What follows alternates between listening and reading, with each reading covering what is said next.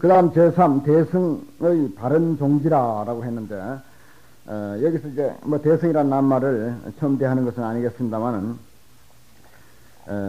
모든 사람이 다 탈 수 있는 그런 수레, 그런 뜻입니다. 인원의 제한이 있으면 대가 아닙니다. 불교에서. 우리가 뭐 마하반야라고 해서, 뭐 마하에 대해서는 제일 잘하는 가족들이라고 생각이 드는데, 크다라고 하는 거, 무엇을 크다고 하느냐. 인원의 제한이 있으면 그건 큰 게 아닙니다. 불교에서는. 다시 말해서 양이 있고 한이 있으면 아무리 크다 하더라도, 예를 들어서 이 지구가 크다. 이 큰 것의 한 1000개, 10,000개가 합한 건 만하다. 이것도 큰 게 아닙니다. 물론 그것도 어느 정도 우리의 상식으로는 크겠지만은 불교에서 말하는 대승이라든지 마하라든지 하는 말의 뜻은 아닙니다. 한이 없는 것, 무한, 무제한. 그래서 이 대승 그대로 번역을 하면은 모든 사람이, 아니 모든 생명이 다 탈 수 있는 수레, 이것이 대승이에요. 무엇이 모든 사람이 다 탈 수 있겠는가? 뭐 어떤 수레가 다 탈 수 있겠어요? 본래로 우리들에게 내재해 있는 우리의 진실한 생명, 참 생명, 모든 생명의 본래 면목, 그것이 모든 사람이 다 탈 수 있는 것이다. 그것은 개별적인 것이면서, 차별적인 입장에서 보면 개별적인 것이면서 또는 평등한 것이고 통일되어 있는 것. 너와 나가 하나인 존재, 또 부처와 중생의 분별이 없이 공이, 부처에게나 중생에게나 공이 하나로 통일되어 있는 그러한 그 생명, 우주의 대생명, 우주적인 대생명, 법계 그 자체, 뭐 그것을 일러서 여러 가지 이름을 붙입니다마는 그것을 지칭하는 말입니다. 또 그것을 우리가 제대로 이해함으로 해서 반야적인 삶이, 그야말로 공을 이해한 삶이 여기서 전개되지, 그것을 이해하지 못하면은 반야로서의 삶이 여기서 펼쳐질 수가 없다 하는 그런 이야기가 됩니다. 그래서 요 대목이 대승정종분, 요것이 그야말로 바른 종지니까 올바른 종지, 바른 종지라고 그렇게 정자를 바른 정자처럼 그렇게 해석을 했는데, 이 종자가 정종이라고 바를 정자가 돼 있죠. 대승정종이라고. 그런데 근본되는 뜻이라 이렇게 보는 게 제일 좋습니다. 바르고 아주 근본되고 어뜸이 되는 뜻이다. 그렇게 이제 보면 됩니다. 대승으로서, 대승을 설명하는 것은 이제 여러 가지가 있을 수 있죠. 여러 가지가 있을 수 있는데 그 중에서도 가장 올바르고 또 가장 근본적인 또 어뜸이 되는 그런 뜻이 종지다. 이렇게 이제 이해를 하시기 바랍니다. 그래서 이 대승과의 상대되는 말로서 소승이다, 히나야나라고 그러죠. 대승은 마하야나라고 그러고. 그런데 이제 이것에 대한 그 우리가 올바른 그 이해가 있어야 되는데, 대승과 소승과의 그 말의 그 출발은 본래 그 불교 교리에서 배웠겠습니다만은 부파불교가 한 300년 동안 가면서 굉장한 불필요한 어떤 그 이론이 많이 전개되고, 그래서 불교도들은 사실은 불교의 본래의 그 목적에 영합하지 않는 그런 어떤 그 생활을 많이 했습니다. 또 이론만 가지고 너무 세상을 시끄럽게 한 그런 그 경향이 많았습니다. 그래서 불교의 본래의 그 목적에 충실하는 그런 어떤 불교가 다시 일어나야 되겠다, 부처님의 근본 사상으로 돌아가는 운동을 해야 되겠다라고 하는 것이 대승불교 운동입니다. 대승불교가 절대 근본 취지에 어긋나는 가르침이 아니라 사실은 근본 취지에, 부처님의 근본 취지로 돌아가는 운동이 바로 대승불교 운동이다, 이렇게 봐야 되는 것입니다. 혹 대승불교 운동을 사실은 본래 근본 불교에서 어긋나고 전혀 불교 본질에서 어긋나는 그런 그 사상으로 그렇게 설명하는 경향이 들어 있어요. 그건 절대 잘못된 것입니다. 부처님의 본래의 사상으로 돌아가는 운동이 바로 대승불교 운동이다, 그렇게 된 것입니다. 그래서 대승에서 소승을 비난하는 이유가, 그 당시 그 비난의 대상이었던 부파불교는 그야말로 부처님의 올바른 사상에 입각해서 살지 못했기 때문에 하는 이야기였습니다. 그리고 이 운동은 비단 부처님이 열반에 드신 400년, 500년 경에 일어났던 그런 운동일 뿐만 아니라 오늘 이 순간에도 사실 계속 일어나야 할 운동입니다. 이 대성불교 운동은. 대성불교 운동은 대중적인 불교 운동이고 가장 바람직한 불교 운동이고 또 부처님의 근본 취지로 돌아가자고 하는 운동이 바로 대성불교 운동이지 뭐 교리가 특별히 다르거나 그런 것은 사실 아니에요. 대성에서 부러지는 일심의 문제나 불성의 문제나 부처가 된다고 하는 문제 이것이 근본 불교 안에 다 있습니다. 아함경 속에 다 있어요. 사실은 마음이 근본이 되어 마음이 이 세상의 주가 되나니 마음이 시키는 대로 모든 것이 된다라고 하는 법구경 구절 같은 것 그런 것들이 이제 발전해서 일심사상 이런 것이 이제 전개가 됐죠. 그러니까 사실은 대성에서 주장하는 어떤 특수한 그런 유심사상이라든지 이런 것들이 소승경전 속에 사실은 다 있는데 그것을 망각해버리고 어떤 지역적인 것만 가지고 우리가 따지다 보니까 비난의 대상이 됐고 부처님의 근본 취지에 어긋나는 그런 불교가 되어버렸어요. 그래서 새롭게 일어난 것이 대성불교 운동이다 하는 것이고 또 이 대성불교 운동은 사실은 계속 일어나야 되는 운동이고 또 이 운동을 통해서 부처님의 근본 사상으로 돌아가야 된다고 하는 이 운동을 통해서 우리 불교인들이 제자리를 잡을 수 있는 것입니다. 정작 아주 정상적인 그 불교에 들어설 수가 있는 것이고 정상적인 불교인의 삶을 살 수가 있는 그런 길이 바로 대성불교 운동이다 이렇게 보는 것이죠. 그래서 사실은 부처님이 인멸하신 뒤 한 300~400년 그때 일어나고 만 것이 아니라 사실은 계속 일어나야 하고 앞으로도 영원히 대성불교 운동은 전개되어야 된다 이렇게 보는 것이 대성불교 운동의 바른 취지다 이렇게 보는 것입니다. 부처님의 본래의 뜻으로 돌아가자고 하는 운동이다. 요즘 한국 불교에도 이 남방 불교가 많이 소개가 되고 또 근본 불교라든지 또는 아함부 경전 같은 것 이런 것들이 많이 소개가 되셔서 전통 우리 한국 불교에서 좀 혼란을 일으키는 그런 경향이 있습니다. 사실은.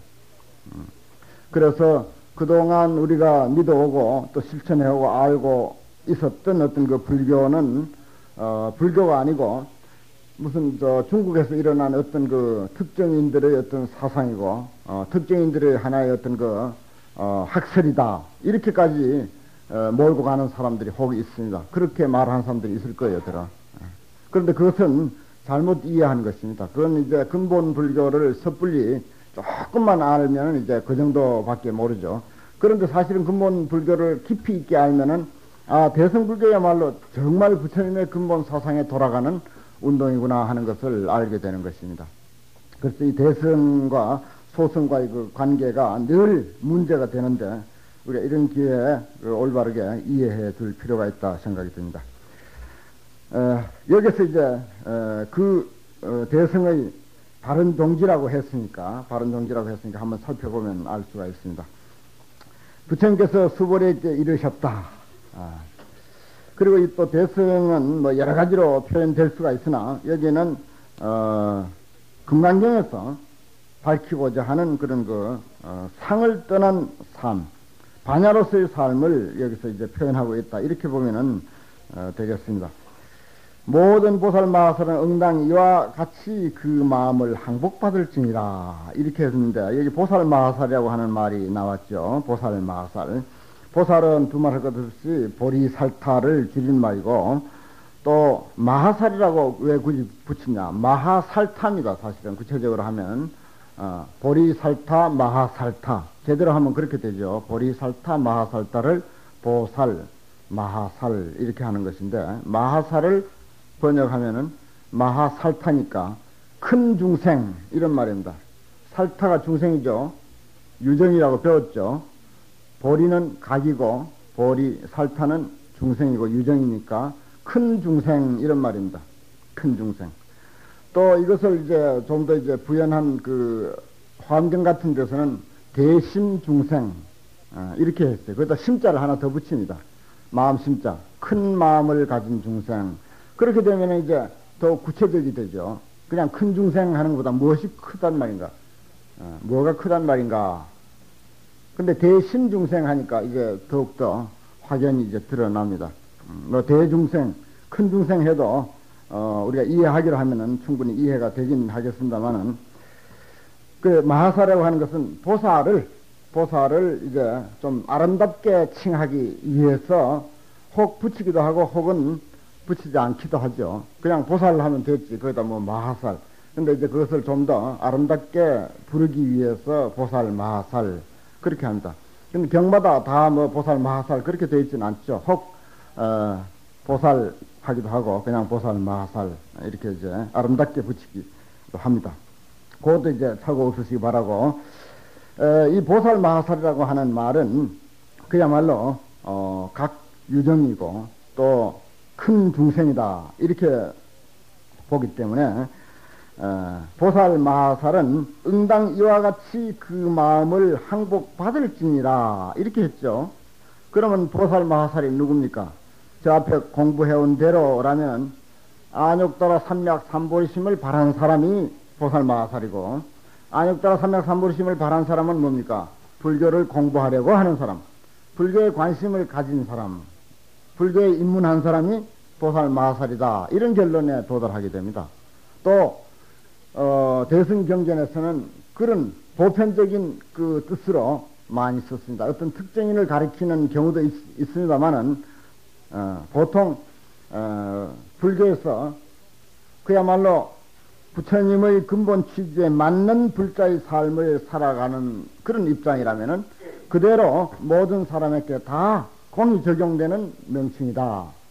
그렇게 알아야 돼요. 그래 특히 우리 불광에서는 보살이라는 말을 익숙하게 잘 쓰지 않습니까? 그렇게 알면 됩니다. 우리가 그동안 써오던 대로 알면은 틀림없어요.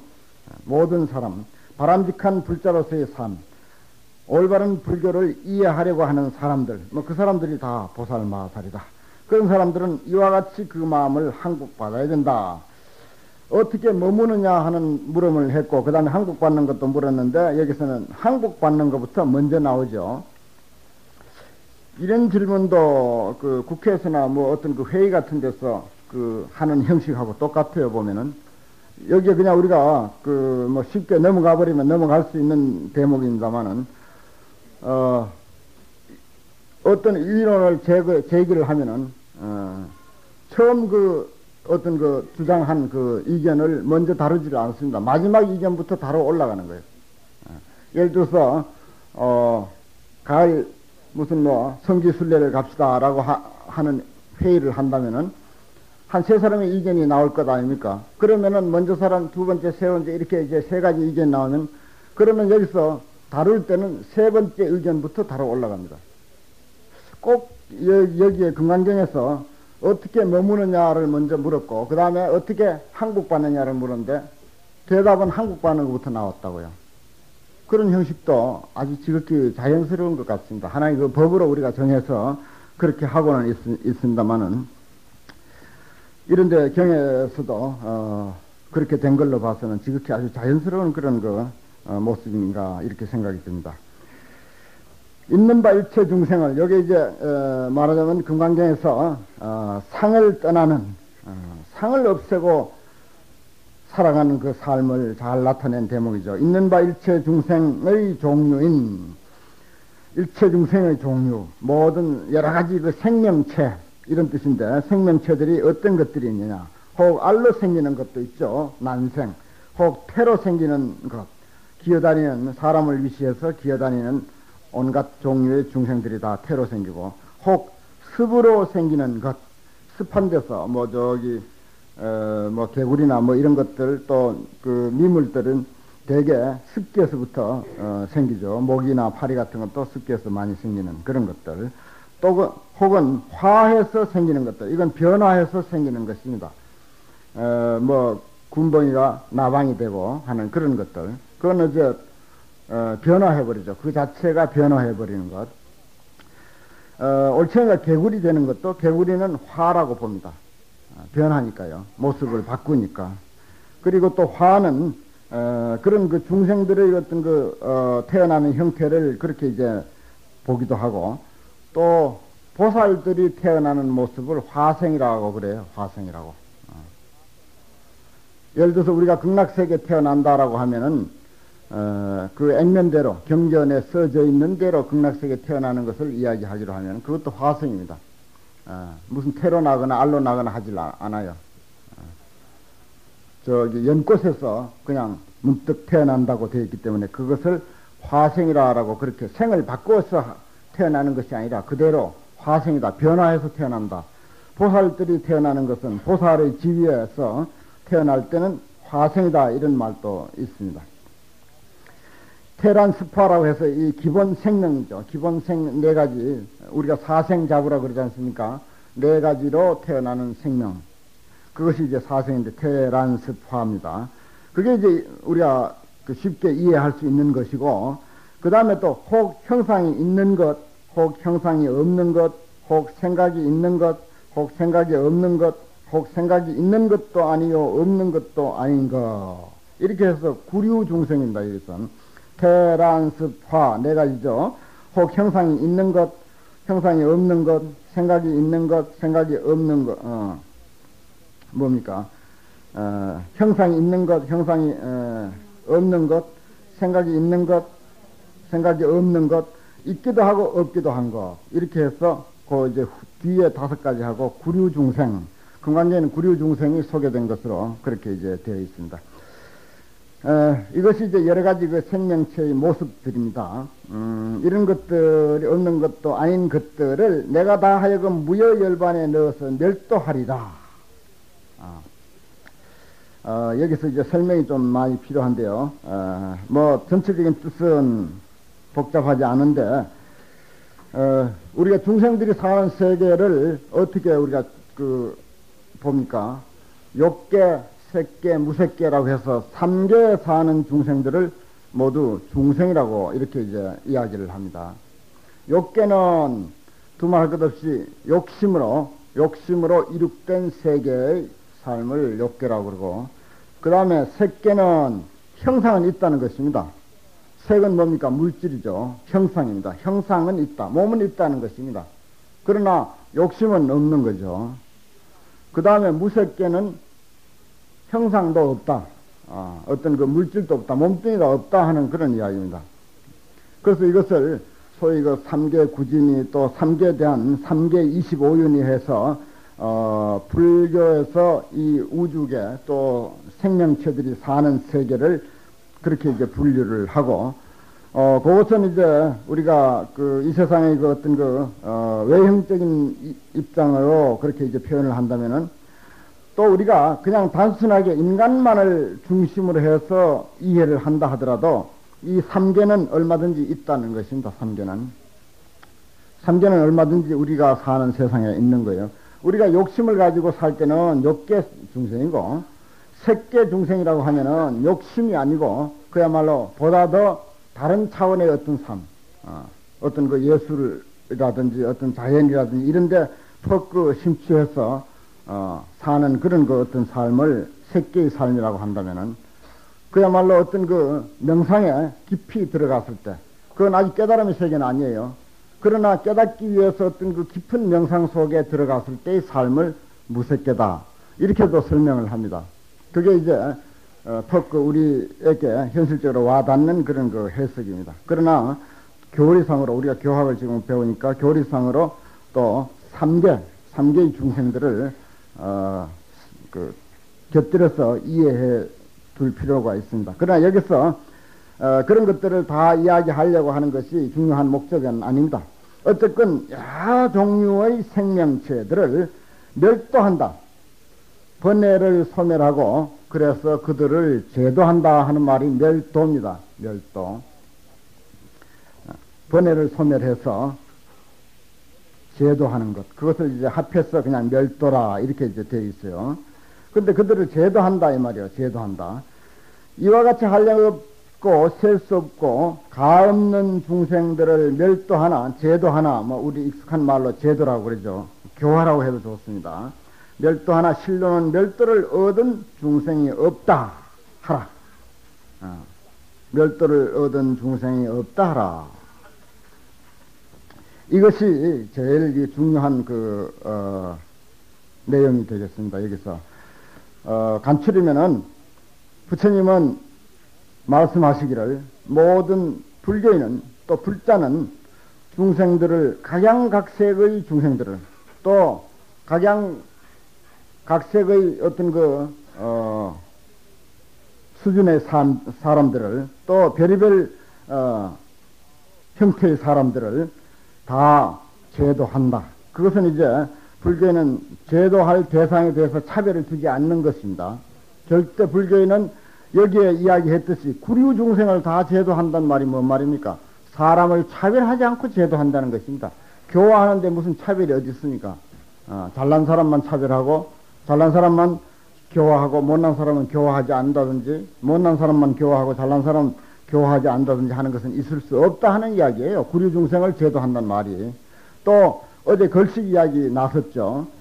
가섭이나 수보리 같은 사람은 평등하게 걸식을 행하지 않다가 유마거서에게 호되게 꾸중을 들었다라고 하는 거, 그것도 굉장히 그 뜻이 깊거든요. 그러니까 여기서 제도하는 데 대해서 차별이 첫째 없다라고 하는 것, 거기서 한 걸음 더 나아가서 그런 차별 없이 사람을 제도했으되 실로는 제도했다고 하는 것이 없나니라. 멸도하나 실로는 멸도를 얻은 중생이 없다. 이 말이 중요한 것이죠. 왜 멸도를 얻은 중생이 없느냐? 제도를 받은 중생이 없느냐? 불교에서 제도를 했다, 교화를 했다 하는 것을 우리가 두고 한번 생각해 보면은 이것이 이해가 됩니다. 왜 그런 거 하니? 뭡니까? 우리가 늘 부르짖기를 내 생명 그대로 부처님 무량공덕 생명이다. 이것은 어떤 특정인을 가리킨 것이 아니라 모든 사람에게 다 해당되는 소리고, 사람이 아니 생명이 모든 생명이 똑같이 그와 같은 부처로서의 씨앗을, 부처로서의 성품을 지니고 있는 그런 입장이 우리의 불교의 그 근본 취지인데, 그렇다면은 우리가 노력을 해서 그 사람에게, 어떤 특정한 사람에게 제도를 했다 하더라도 그 이상, 그 사람이 본래 지니고 있는 것 그 이상 또 어떤 제도를 우리가 베풀 수 있습니까? 그걸 생각해 보면 알 수 있어요. 우리가 아무리 공을 들여가지고 교육을 시키고 가르치고 했다 하더라도 그 사람이 본래 가지고 있는 것, 그것 이상은 어떻게 하질 못하는 것입니다. 결국은 본래 가지고 있는 그 사람의 능력과 그 사람의 불성을 깨우쳐 주는데 불과한 것이지, 부처님이라고 해서 특정한 어떤 특수한 것을 그 사람에게 불어 넣어 주거나 없었던 것을 만들어서 주거나 생기게 하거나 그런 일은 아니라는 사실입니다. 부처님도 그런데 하물며 우리가 더 말할 것 없겠죠.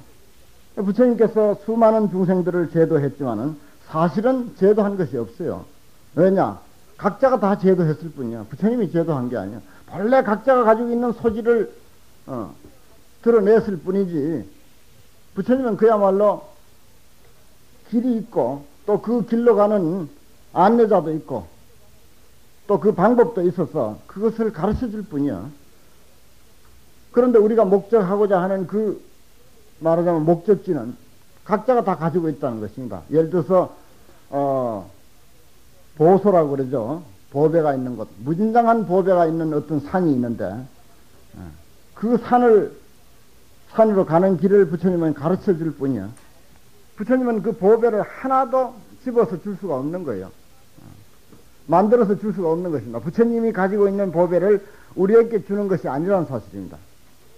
우리가 다 가지고 있기 때문에 줄 수도 없고 받을 수도 없는 그런 입장이에요. 사실은 그 엄청난 보배를, 그 어마어마한 능력을 부처님이 주는 것이 아니다. 본래 우리가 가지고 있는 입장이기 때문에 제도할 수가 없는 거예요. 사실은 본래로 제도할 수가 없는 것입니다. 그러니까 해서 제도했다고 하더라도, 길을 안내했다 하더라도 안내한 것이 아니다. 멸도를 얻은 중생이 없다. 그래서 이런 말이 해당되는 것입니다. 뭐 생색을 안 낸다는 뜻이 아닙니다. 이건 우리가 보통 뭐 상을 내지 않는다, 그건 우리의 입장에서 상을 설명하는 것이고, 또 우리 상식으로 설명하는 것이지, 본래 그 취지에서 보면은 부처님께서 중생을 제도했다 하더라도 알고 보면은 제도한 것이 아무것도 없어요. 알고 보면 하나도 제도한 게 없다고요. 본래로 그대로 가지고 있는 것인데 각자가 어쩔 수 없는 거예요. 그런 입장이니까 사실은 제도했다고 할 수가 없는, 이것이 진실이에요. 사실은 이게 진실입니다. 절대 상 안 내려고 하는 말이 아니라 진실이기 때문에 이렇게 이야기하는 것이다. 그렇게 봐야 되는 거죠. 사실은 우리가 이런 것을 좀 더 우리의 그 일상에다 이끌어서 생각을 한다면은, 우리가 무엇을 이렇게 남에게 베풀었다 하더라도 베풀어서 그 사람에게 갔지만은 그 사람, 받는 사람에게는 받을 복이 있어서 받게 된 거예요. 자기 거야, 사실은. 그 사람 것이라고요. 우리가 그렇게 이해해야 됩니다. 내가 분명히 줬어. 내가 출혈을 해가지고 줬어. 내 것을 들어서 내 주머니 것을 줬다 하더라도 사실은 그 사람 거야. 그 사람 것이니까 그 사람에게로 간 거예요. 그래 생각하면은 생색 안 내기 아주 딱 좋죠. 우리 상 내는 거요. 상 내는 거 그거 제거하려면 사실 알고 보면 쉽습니다. 불교적으로 그렇게 생각하면 됩니다. 그건 네 거야. 네 거니까 갔지. 뭐 고마워해. 고마워할 거 하는 거 없다는 거지. 그냥 받은 사람이 그렇다고 이제 고마워할 거 없다고 하는 것은 좀 무례고, 준 사람은, 최소한도 준 사람은 줬다는 생각을 할 필요가 없다는 거, 상을 낼 필요가 없는 거야. 그건 네 복이니까 네 대로 간 거야. 네 복이니까 네 대로 간 거라. 너에게 본래 그것을 수용할 만한, 가질 만한 그런 그 복과 능력이 있었어. 그러니까 간 거지. 그게 네가 빼낸다고 가겠어. 어쩌겠어요. 안 그렇습니까, 사실은? 그 사람이 달라 한다고 주겠어요? 빼낸다고 뺏어지는 것입니까? 안 됩니다. 그 사람에게 복이 있으니까 그게 가진 거예요. 그렇게도 생각할 수가 있습니다. 그렇게도 생각할 수 있어요. 그리고 이것은 요 이야기를 이해하는데 아주 좋은 방법이 됩니다. 요 부처님 그 중생을 제도했는데 사실은 제도한 게 없다라고 하는 말, 이거 우리가 어떻게 이해해야 할 것인가? 사실은 부처님이 지금 이 순간까지도 우리를 제도하고 있잖아요. 지금 이게 전부 부처님이 제도하고 있는 것입니다. 부처님이 성도하신 이후 오늘 이 순간까지 계속 부처님의 위덕으로, 부처님의 능력으로 우리가 제도되어 가고 있는 거예요. 알고 보면 그렇거든요. 어떤 입장에서 보면은. 그렇지만은 사실은 여기서 보면은 부처님은 전혀 제도한 바가 없다. 부처님이 지금까지 오늘 이 순간까지 우리를 제도하고 있다 하는 소리를 하니까 모두가 고개를 끄덕거리면서 전부 수긍을 하네요. 부처님의 어떤 그 공덕과 부처님의 그 능력과 위덕을, 부처님이 누군지는 모르지만은 사실은. 그런데 사실은 여기 부처님의 말씀은 부처님 당시 때도 그렇고 지금도 마찬가지로 역시 제도한 적이 없다 하는 그 얘기입니다. 그러니까 우리가 이런 그 경전을 통해서 자긍심, 자신에 대한 올바른 이해, 이것이 제일 필요한 것이죠. 자신에게 이와 같은 능력과 이와 같은 소지가 다 있다고 하는 사실, 이것을 우리가 파악하는 것이 사실은 더욱더 급선무입니다. 뭐 부처님이 제도해놓고 제도한 게 없느니 있느니 하는 것은 그건 부처님 일이고, 내 자신에 대한 올바른 이해, 부처님이 우리를 제도해놓고도 제도한 것이 없다. 과연 내 자신에게 그와 같은 무엇이 있단 말인가? 부처님이 감히 침범하지 못할, 부처님이 전혀 돕지도 못하고 빼앗아가지도 못할 그런 무엇이 나 자신에게 과연 있는가 하는 것, 여기에 대한 인식, 또 여기에 대한 신념, 이게 참 필요할 것 같아요.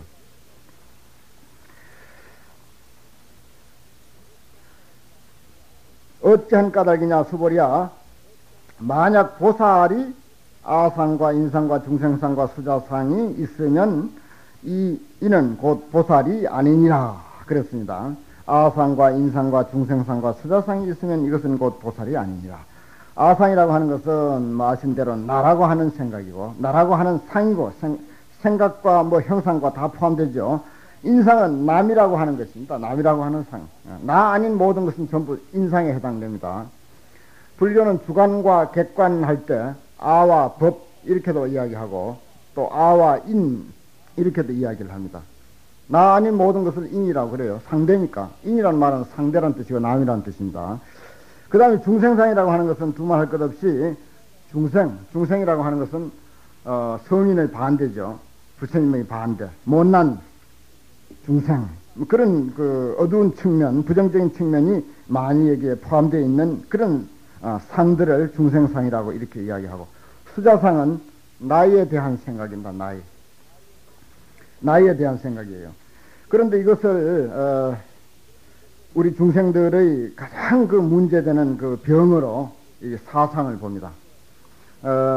어제 우리가 누구든지 다 잘 살기 위해서 노력하고 있다.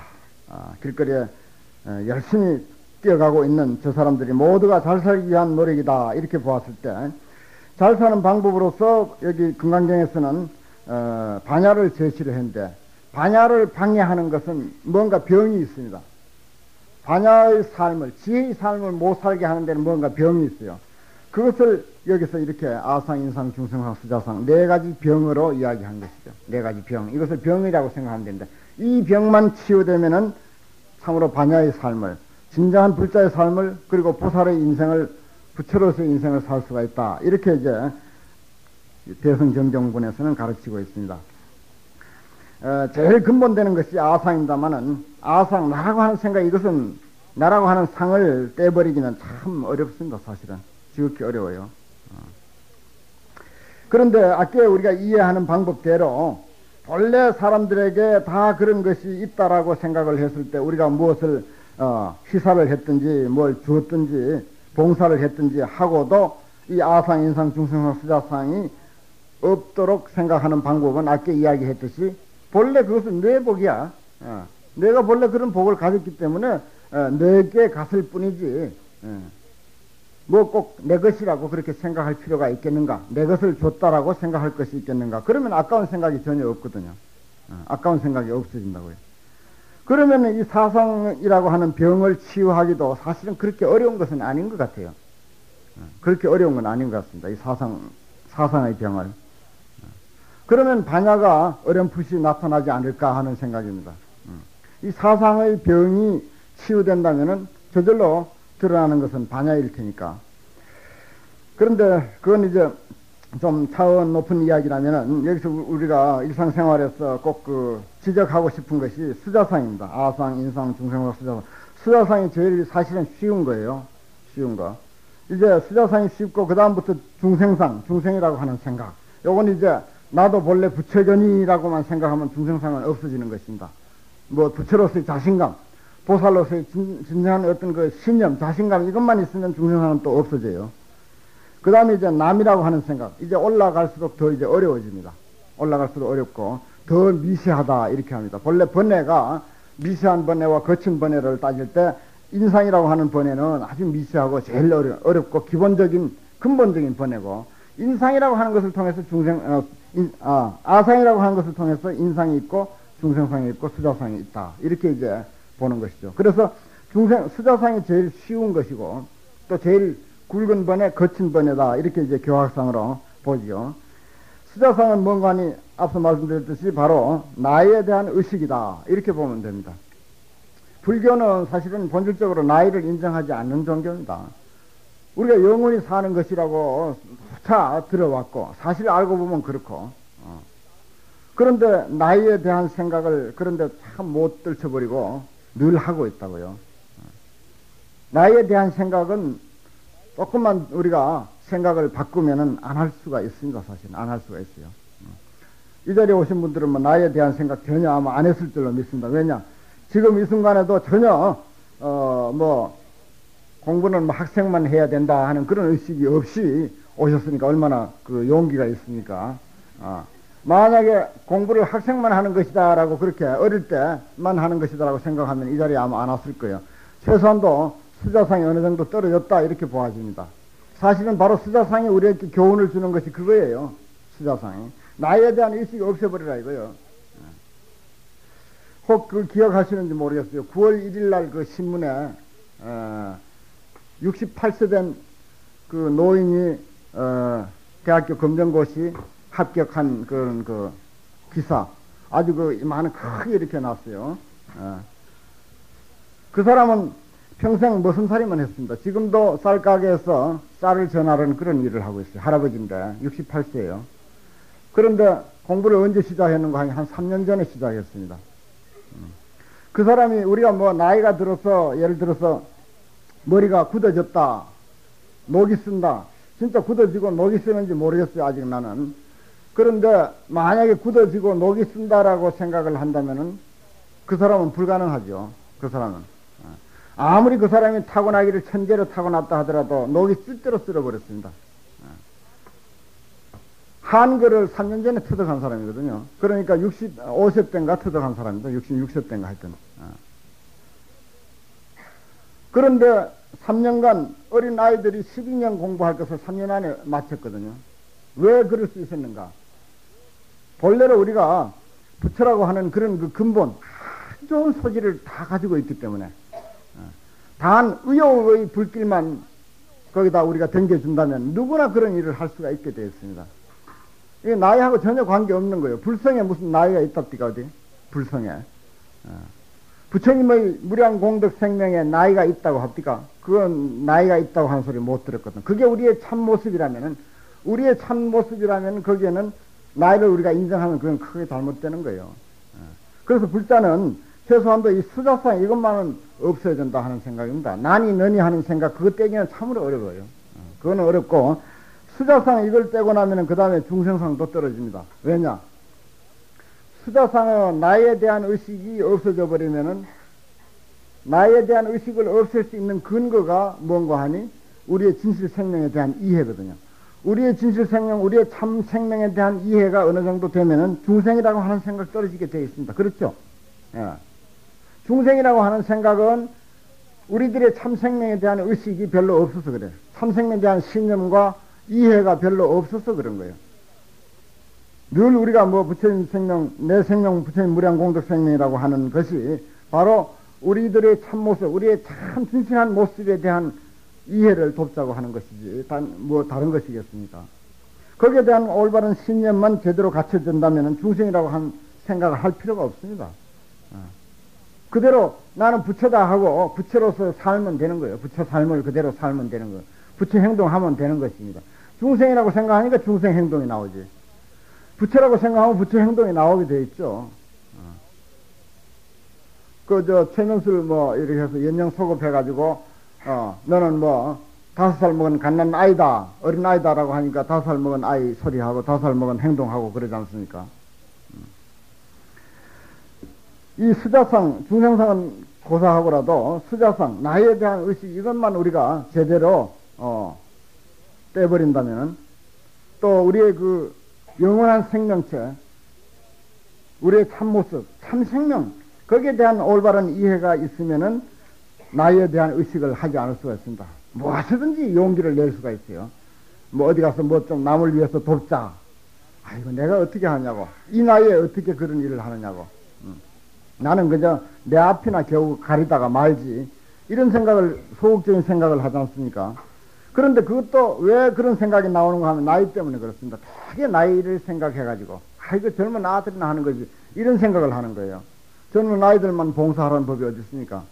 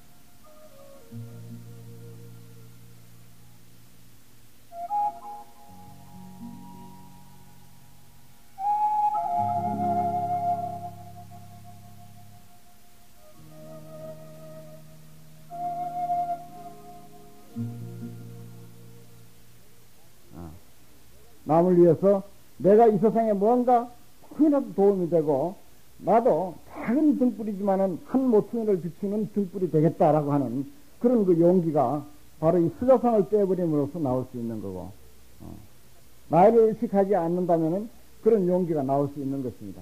그건 이제 불교적으로 내가 표현한 것이고, 만약에 개인적으로 뭔가 하고 싶거든, 하고 싶은 일이 있으면은 당장에 나가시다가, 이제 공부 끝나고 나가시다가 학원에 가서 접수하고 내일부터 배웠어요.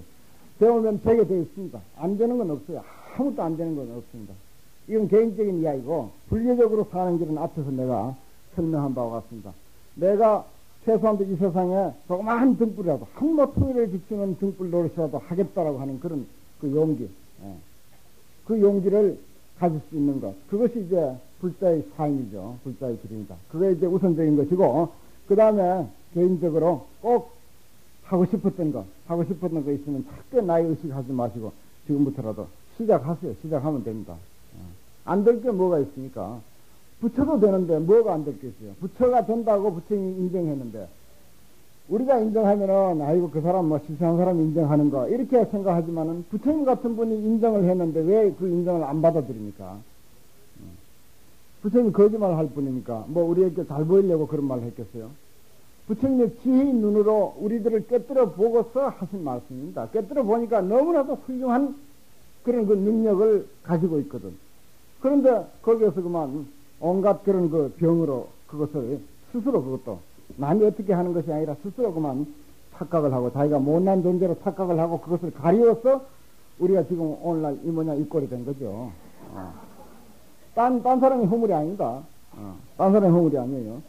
그래, 그것을 이 모양 이 꼴이 된 그 병을 간단하게 이 금강경에서는 아상, 인상, 중생상, 수자상이라고 하는 것입니다. 앞에서 말씀드렸듯이 나니 너니 하는 그런 상은 참으로 떼기 어려운 거예요. 어렵다고만 자꾸 생각하면 더 어려워지는데, 어렵다고 생각하는 것도 잘못이죠. 그러나 우리가 급한 일은, 해급한 일은 수자상, 나에 대한 의식이 이거 하나 날려버리자는 것입니다. 좀 주책 없다 소리 들어도 상관없어요. 좋은 일을 하는데 무슨 주책 없는 게 뭐가, 주책 없다 하는 사람이, 주책 없다 하는 사람은 그 사람이 어떤 사람이라고? 수자상이 아주 지독하게 든 사람이야. 나에 대한 의식이 지독하게 든 사람이 주책 없다고 하는 것이지. 안 그렇습니까? 한번 우리가 가만히 생각해 봅시다. 이거 주책 없이.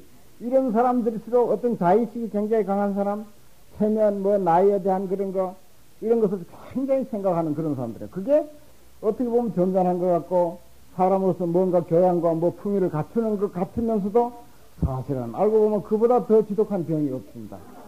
사실은 그 병이에요. 우리가 활기차게 활발하게 용기 있게 살아가는데 그보다 더 장애되는 게 없어요, 사실은. 그렇다고 어떻게 어디 도둑질을 하자는 것이니까 어디 나쁜 일을 하자고 하는 것이 아니거든요, 취지가.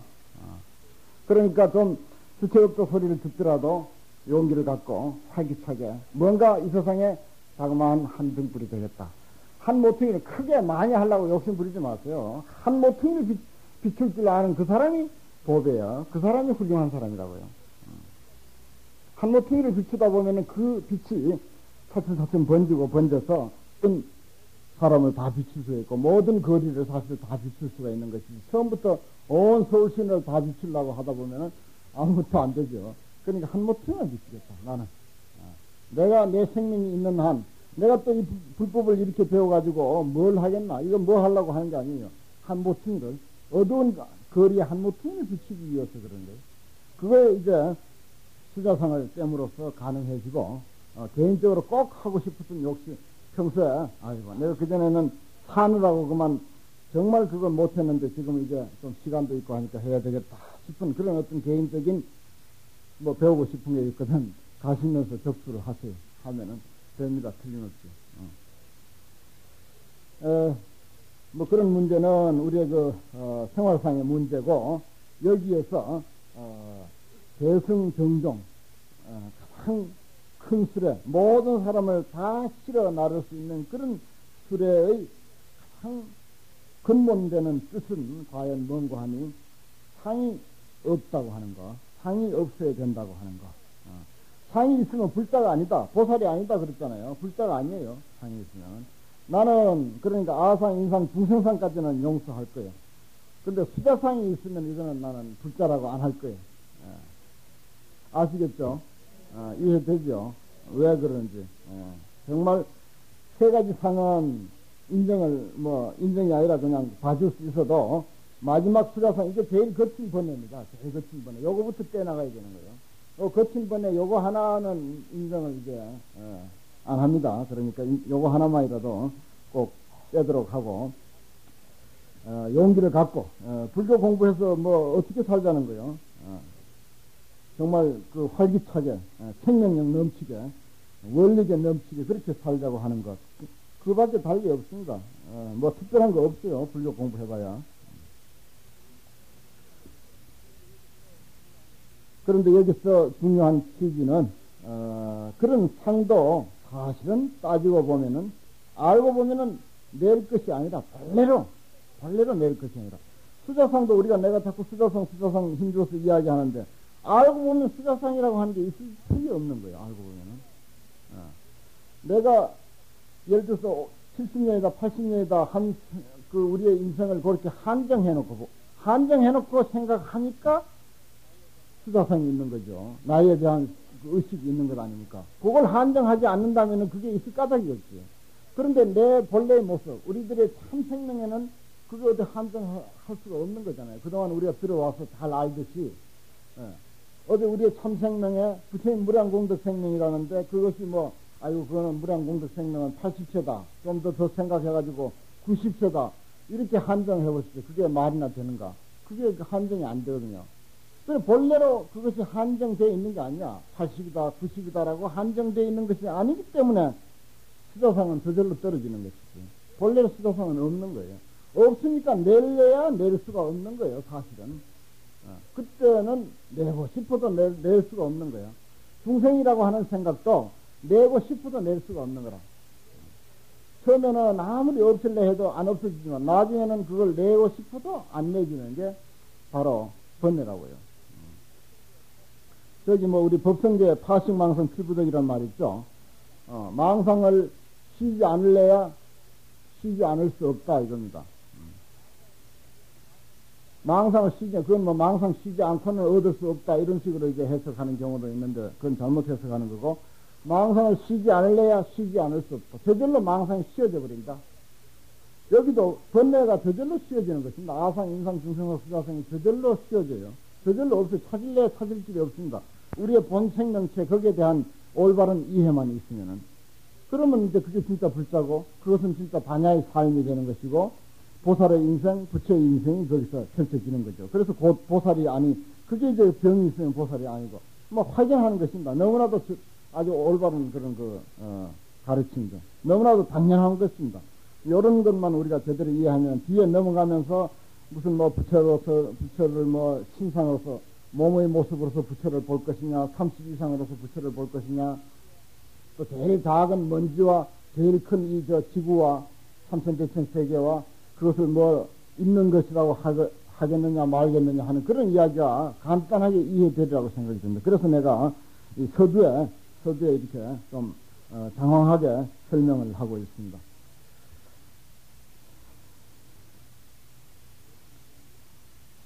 대승정종분, 선현기청분, 앞에 서분, 이 세 분이 이제 중요하고, 그 다음에는 보시를 한다, 뭘 한다 하는 그런 이야기가 나옵니다.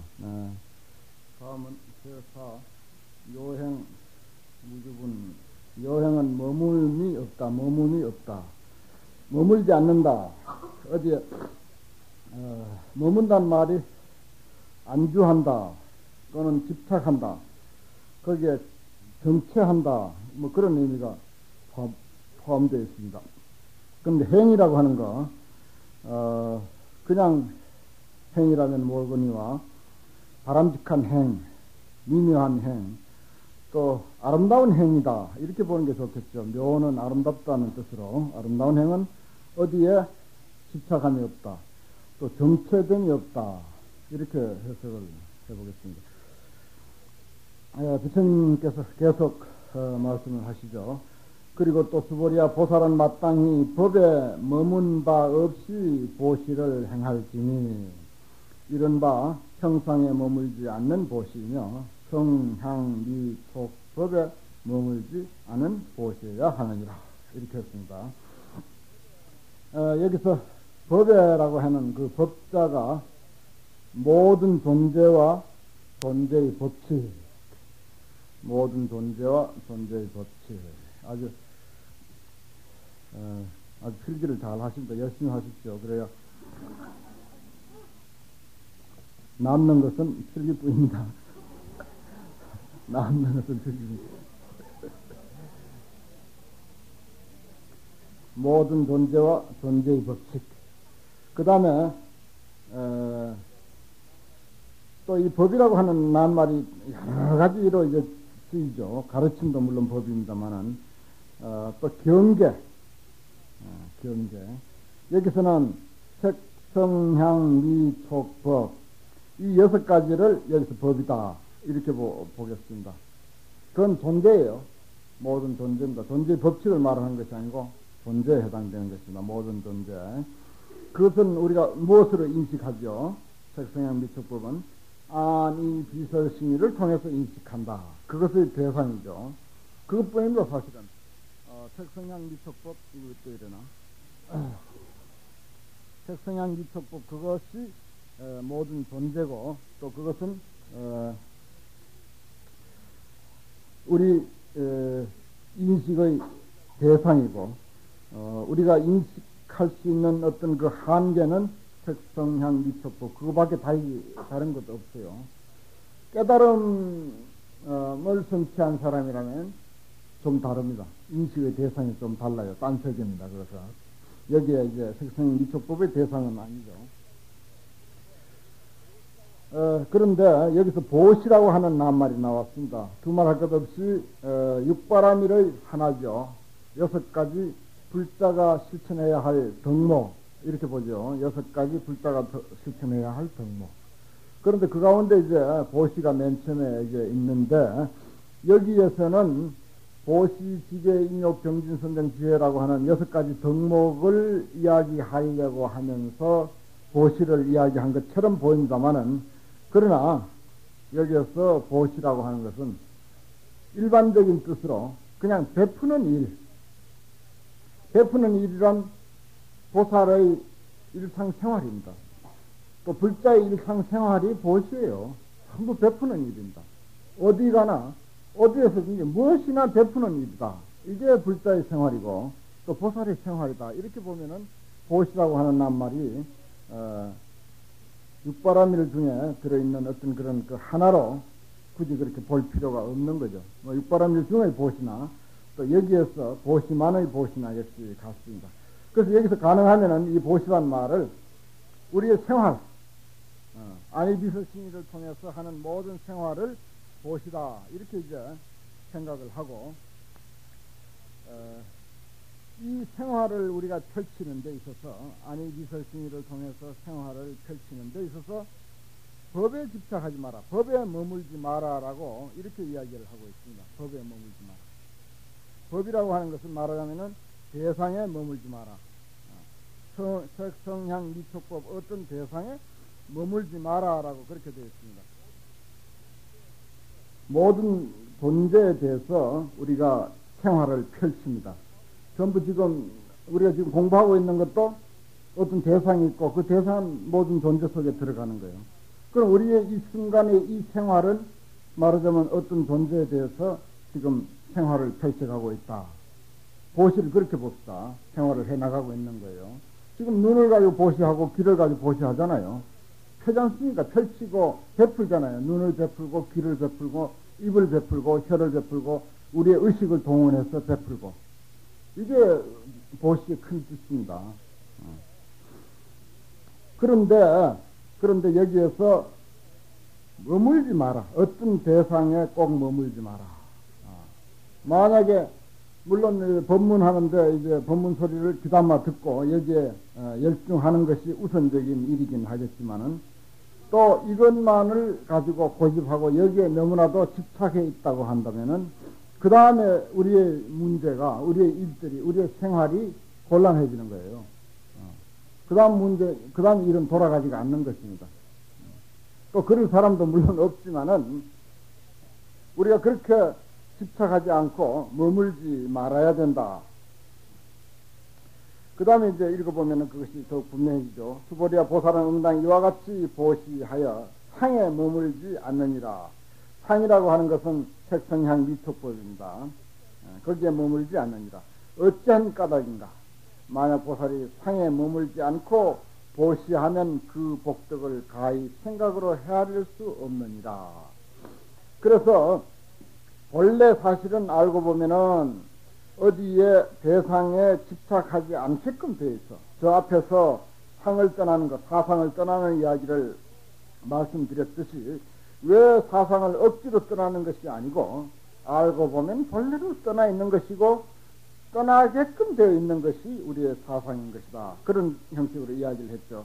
마찬가지로 사실은 우리가 근본 우리의 그 취지를 또 근본 우리의 생명을 제대로 파악한다면은 바로 이 상에 머물지 않도록 되어 있는 것을 우리가 원리를 알면은 저절로 파악하게 되어 있는 거예요.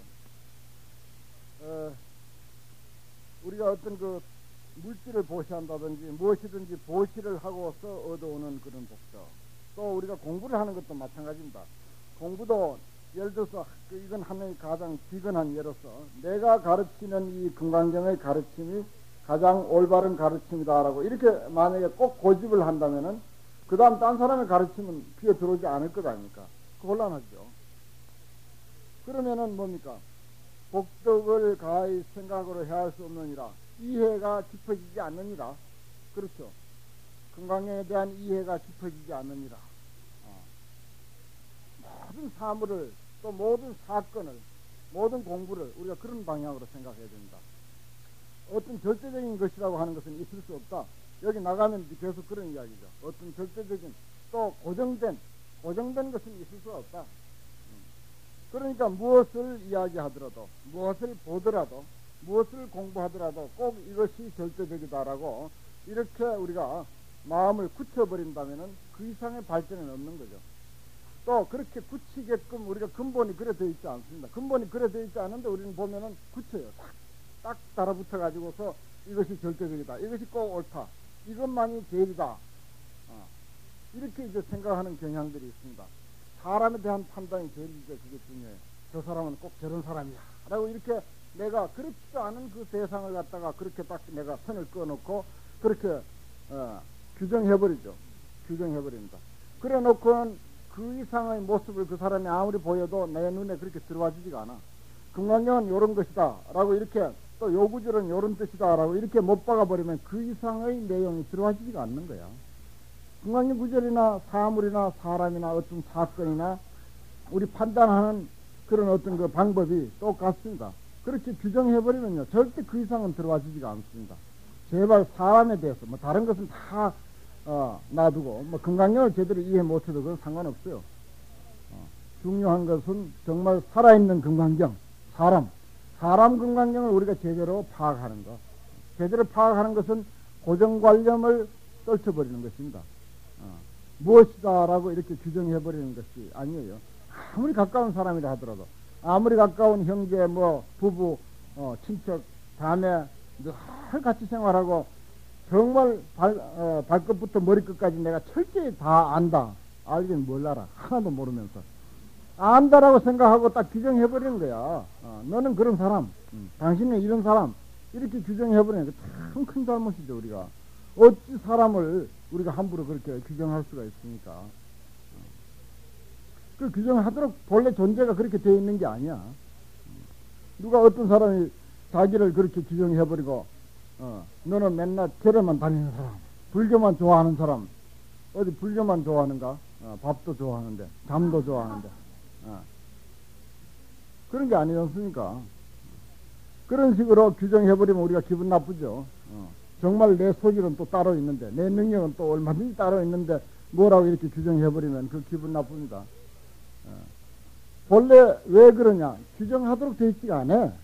사람이라고 하는 게 무엇이라고 딱 이렇게 규정하도록 되어 있는 게 아닙니다. 그러니까 여기서 상을 떠나라고 하는 것이 바로 그런 의미고, 어디에 머물지 마라라고 하는 것이 그런 의미. 그래 되면은 무한해집니다. 어떤 내가 낳은 자식이라 하더라도 내가 규정하지 아니하고 그 자식이 가지고 있는 소질과 능력과 온갖 그런 그 심성의 보고를 보려고 하는, 다각도로 이해하려고 하는 그런 내 마음의 준비가 있으면은 그 자녀에게 무한한 능력과 무한한 가능성을 볼 수 있는 눈이 생기지. 그렇지 않고 에이 얘는 누구 닮아가지고 요것밖에 못해, 이런 식으로 우리가 규정을 해버린다면은 어떻습니까? 그 이상의 것은 아무리 가지고 있어도 보이지가 않는 거예요. 그게 뭡니까? 그 복덕을 가히 생각으로 헤아릴 수 없느니라.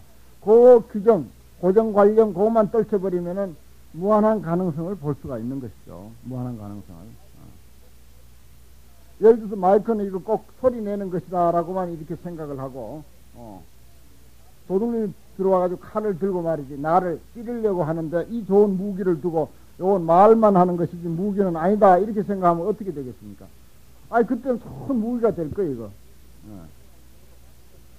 예를 들어서 한 비근한 예로 그렇게까지 생각할 수가 있는 거다 하는 것이죠. 그래서 다른 것은 다 두고라도 금강경을 이해하는 방법은 다 두고라도 인간에 대한 올바른 이해, 올바른 이해란 뭐라고? 규정된 게 없는 거예요. 무엇이라고 고집하면 벌써 올바른 이해가 아니야. 그러니까 여기서 무슨 앞에서 바른 종진이 뭐니 그런 이야기 했지만은 고정된 게 없는 거예요. 일정한 게 없는 것입니다. 항상 새로운 각도로, 항상 새로운 안목으로.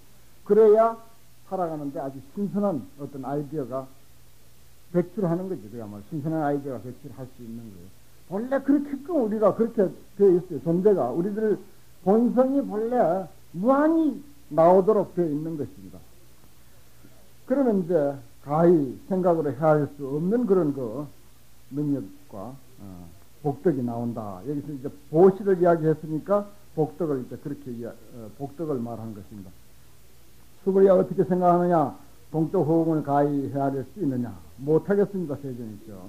동쪽이라고 하는 것이 끝이 있으니까 끝이 없죠. 동쪽만 하더라도 끝이 없습니다. 물론 남서 북방 하유 상하 이렇게 해서 시방이라고 그러죠. 불교에서는 시방 허공을 가히 생각으로 헤아릴 수 있느냐? 못하겠습니다. 세존이죠. 수벌이야 보살의 상에 머무름이 없는 보시의 복덕도 또한 다시 이와 같아야 생각으로 헤아릴 수 없느니라. 그렇습니다.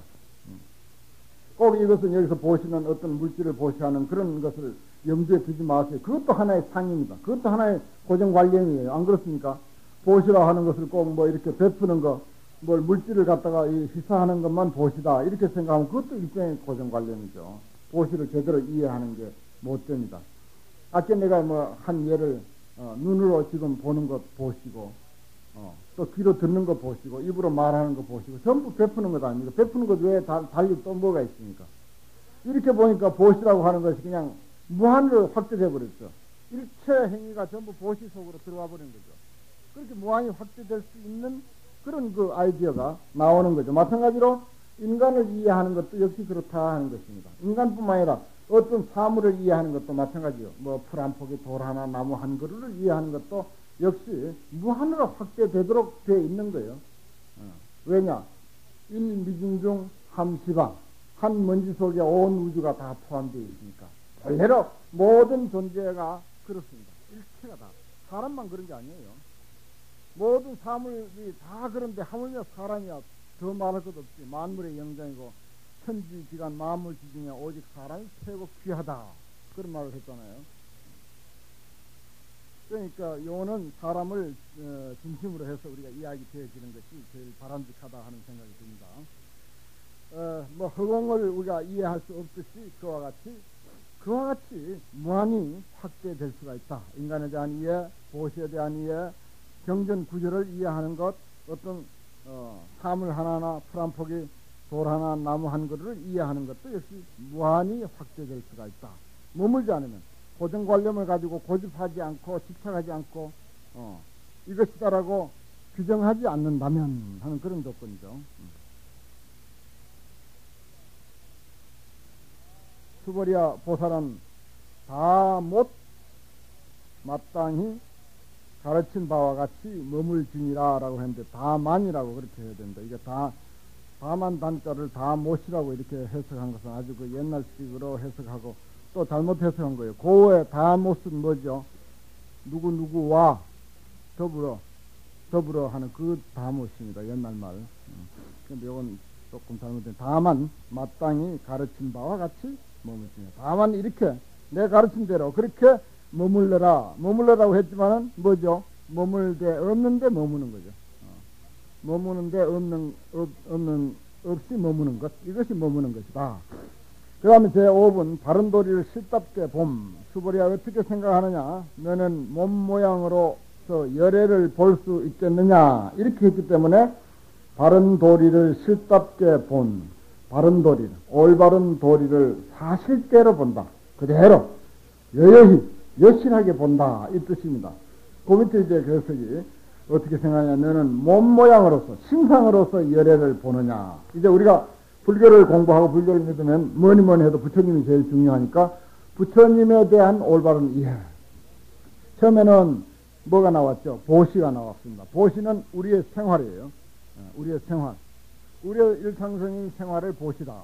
그 다음에 그 생활 가운데 우리가 불교 공부를 하니까 불자니까 일단 부처님에 대한 올바른 이해가 필요하겠다.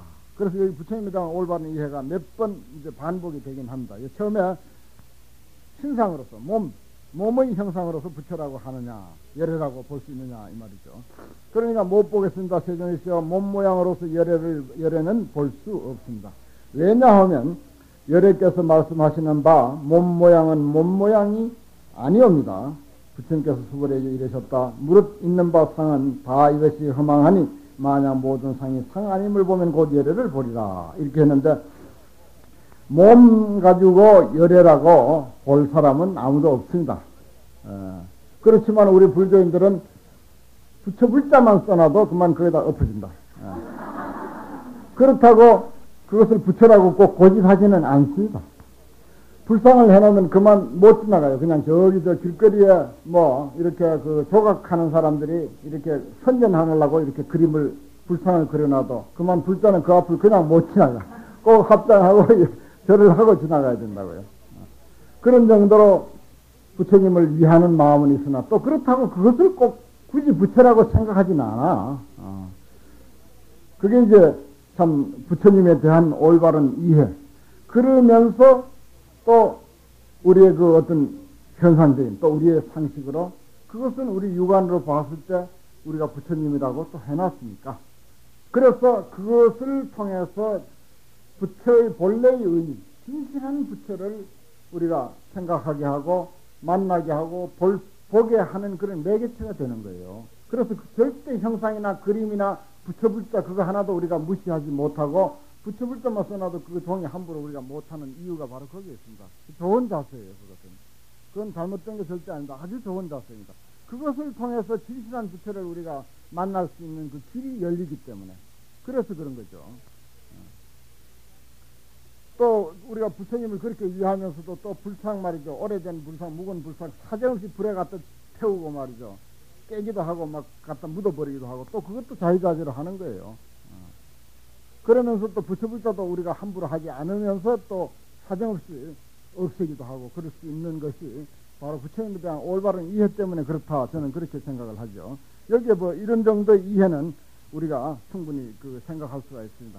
그런데 여기서 만약에 살아있는 부처님, 서가모니의 그 생전시의 모습을 보고서 저분이 진짜 부처님은 아닌데 이 생각을 할 사람이 과연 몇이나 있을까? 그건 이게 좀 문제가 되겠죠. 그런데 사실은 살아있는 정말 피가 흐르는 생명체를 가지고 있는 보통 우리의 생명체와 물론 같습니다만은 이 육신의 입장에서는 그런 생명을 가진 서가모니라고 하는 그런 역사적인 인물, 그런 실존했던 그 인물을 두어 만약에 부처님 이렇게 생각을 했었는데 그분을 가지고 부처다라고 여기지는 말아라 한다면은 그건 좀 우리가 쉬운 것은 아닐 것입니다. 그러나 수보리는 감히 아주 용기 있게 못 보겠습니다. 세존이시여 몸 모양 가지고 열애라고 보지를 못하겠습니다. 이렇게 이야기를 했습니다. 이건 뭐 우리가 익히 들어온 이야기들이고, 부처님의 본래의 뜻은 사실은 육신에 있는 것이 아닌 것은 두말할 것 없습니다. 물론 육신도 포함하긴 하지만은 본래의 의미는 육신에 있는 것이 아니죠. 그래서 부처님 제자도 부처님의 그 법을 보고서 부처라고 하지, 내 육신을 가지고 부처라고 하지 말라라고 하는 것, 그런 그 가르침이 수없이 있어 왔습니다. 그건 이제 이 대승경전에만 그런 것이 아니라 소승경전, 근본 불교 경전에서도 그렇게 이야기하고 있는 거예요. 박하리경이라고 하는 거 아시죠? 그 경도 아한부 경전에 속해 있는 것입니다. 박하리경전에는 아시겠습니다마는 박하리라고 한 비구가 마지막 죽으면서 부처님께 예배를 드리고 싶었는데, 부처님이 가서 예배를 드리려고 하니까 부처님이 만류를 합니다. 왜 저 썩은 몸뚱이 그걸 일받쳐가지고, 또 나도 지금 늙어가고 너나 별 다를 바 없는 이 몸뚱이에 대해서 예배를 드린들 무엇을 하겠는가?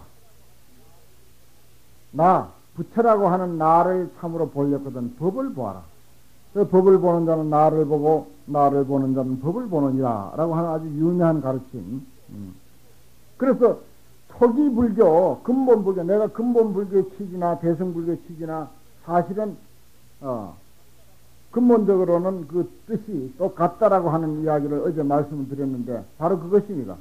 근본 불교도 소승 불교도 그런 이야기가 있잖아요. 분명히. 그런데 그것이 좀 더 확대되게 설명하면은, 좀 더 부연해서 설명하면 금강경과 같은 이런 이야기가 나오게 돼 있는 거예요. 법을 보는 자는 나를 본다고 했으니까 육신이 아니다 이거예요.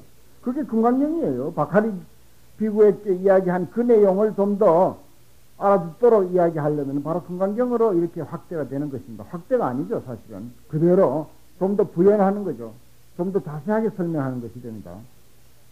여기만 보더라도 벌써 육신을 가지고 부처라고 하지 않는다 하는 금강경의 말씀이나 아한부 경전의 박하리 경전의 법을 보는 자는 나를 열애를 본다. 열애를 보는 자는 법을 보는 자다. 라고 한 말이나 하나도 다르지 않잖아요. 하나도. 그런 서로 같은 성질을, 같은 그 이론을 발췌해가지고 우리가 이해하는 길은 얼마든지 있습니다. 여기 이제 제1사구계다 그러죠. 사구계는 이제 개성이라고 하는 낱말이 이제 불교에는 있습니다. 가타라고 그렇게 이제 이야기를 하는데, 가타. 이것은 시적으로 해석한 것을. 불교의 경전은 참 아주 멋지게 되어 있어요. 한참 이렇게 산문으로 나오다가 운문으로 시적으로 딱 어떤 뭉뚱그려가지고 그 뜻을 압축해가지고 하나의 시로서 딱 이렇게 올려놓죠. 그런 것이 계속 반복이 됩니다. 산문으로 나오다가 시로, 산문 나오다 시로. 아주 그 법화경에는 시가 더 길죠, 오히려. 무릇 있는 바 상이 다 이것이 허망하니 만약 모든 상이 상아님을 보면 곧 열애를 보리라. 이 범소리상 개시허망 약견재상 비상이면 직견열애라. 이건 이제 시험에 한문으로 그냥 바로 써라 라고 이렇게 이제 나올 거예요. 무릇 범소리상 개시허망, 이거 한국어는 그래도 외워야지. 범소리상 개시허망. 무릇 있는 바 상, 이 세상에 눈에 보이는 모든 상은 이것이 다 허망하다. 허망하다고 하는 말은 그대로 하면은 덧없다 그러죠. 언젠가 없어진다. 왜 언젠가 없어지나? 몸뚱이는 왜 허망하나? 왜 80, 90이 되면은 왜 무너지느냐? 본래로 고정된 물건이 아니기 때문에 그렇다. 본래로 있는 물건이 아니야. 있는 물건이 아닌데 잠깐 이것저것 조건에 의해서, 인연에 의해서 결합해 있는 것이기 때문에 그것이 분해돼 버리면은 결국은 무너지는 거예요.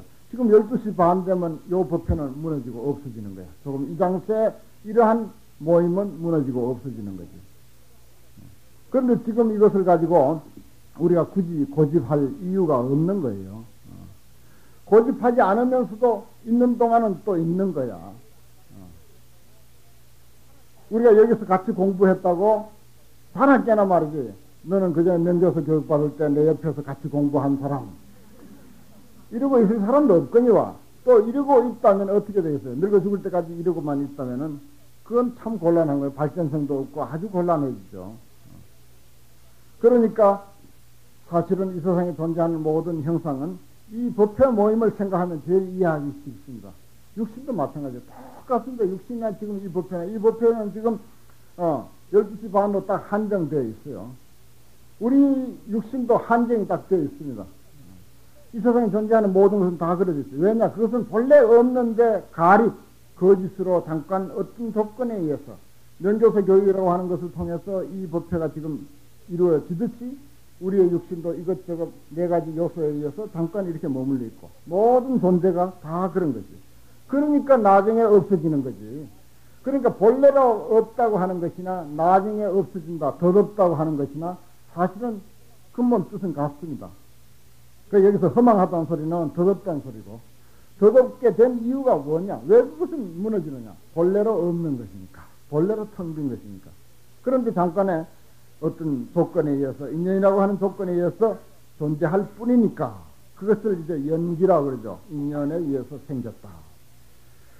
그러니까 만약 모든 상이 상 아님을 보면은 곧 열애를 본다. 그러니까 형상, 존재를 존재 아닌 것으로 본다면 곧 열애를 본다. 거기에 뭐가 있어요? 상이 다 무너진 그 자리에 반야가 나타나고, 반야는 곧 열애입니다. 지혜는 곧 열애고, 열애는 곧 법이고, 그래서 열애의 삶, 보살의 삶, 보살의 인생, 지혜의 인생이 여기서 이제 드러나는 거죠.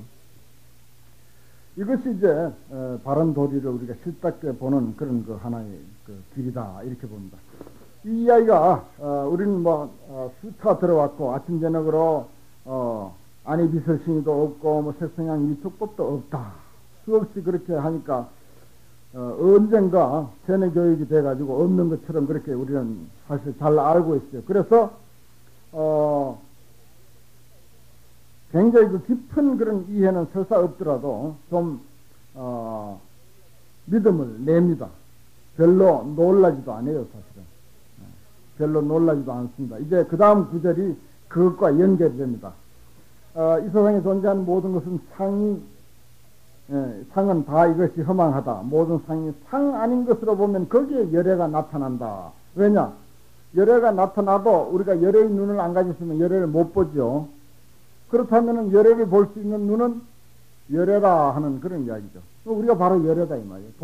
보살의 삶이고 열애의 삶이다 하는 것입니다. 열애를 보는 것은 열애니까. 열애가 아니면 열애를 못 봅니다.